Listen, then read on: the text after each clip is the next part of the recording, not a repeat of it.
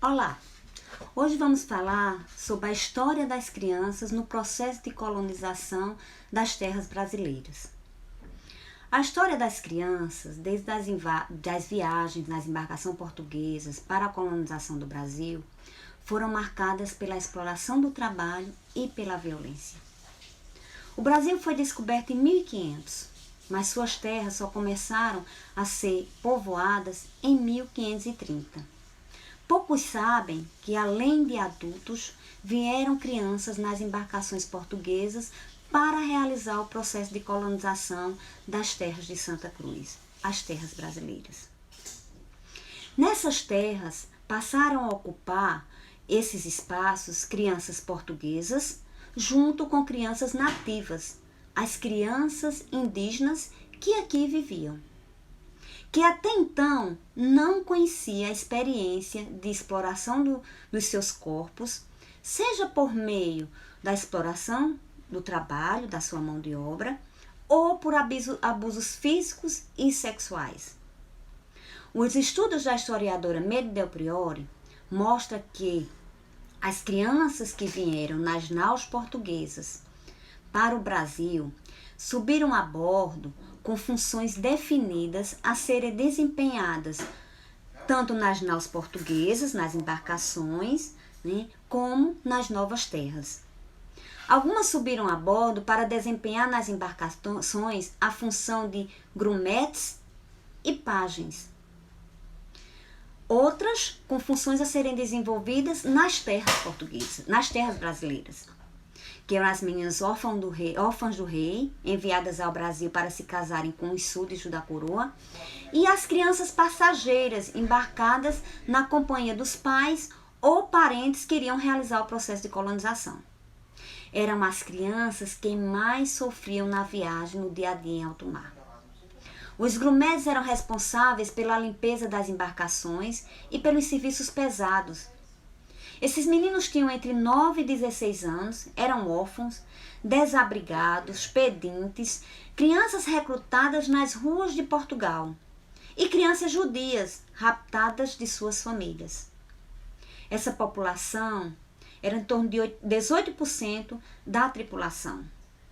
Com o passar do tempo, entretanto, passou a compor a maior parte da tripulação.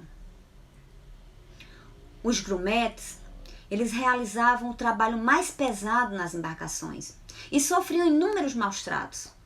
Estes tinham as piores condições de vida e as piores acomodações nas viagens de Portugal para o Brasil. Os pajens eram recrutados entre famílias pobres, mas famílias protegidas da nobreza, que as crianças desejavam adquirir um ofício e os pais os apoiavam nesse processo. Tinham uma vida menos árdua quando comparado aos grumetes. Realizavam tarefas leves, como arrumar as cabines e servir a mesa. Raramente sofriam castigos físicos, mas sofriam com a carência de alimentos e abusos sexuais, o que era comum a todas as crianças nas embarcações. As órfãs do rei eram adolescentes e jovens recrutadas nos orfanatos de Lisboa e Porto. E meninas ciganas também compuseram essa população. Seu recrutamento se dava para compor um determinado mercado nas terras brasileiras, que era o mercado de matrimônio, que vigorou durante todo o processo de colonização.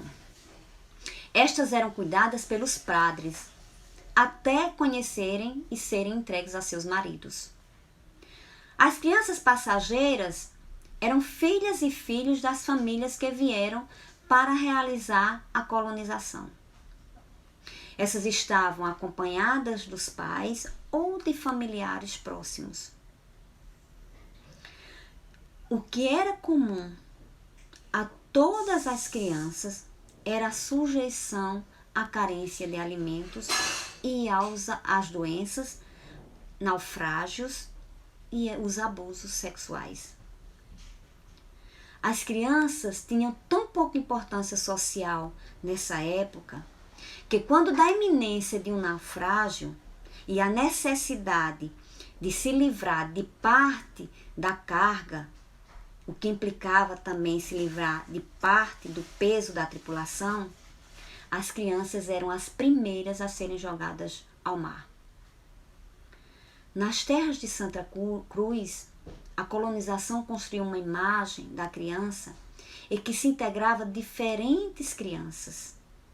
Crianças imigrantes, órfãs, pobres, ciganas, judias, indígenas nativas da terra e depois negras, que vieram com o tráfico negreiro e com a escravidão que aqui se estabeleceu.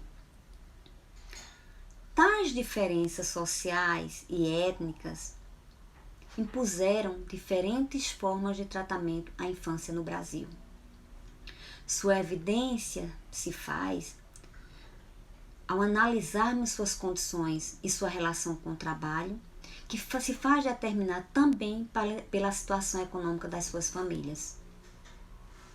As crianças, de um modo geral, no processo de colonização e nas viagens nas portuguesas, enfrentaram a fome, a sede, a fadiga, os castigos físicos, as humilhações e o sentimento de impotência. Impotência diante de um mundo que não era o seu, mas que, independente de sua vontade, precisava se adaptar, precisava sobreviver.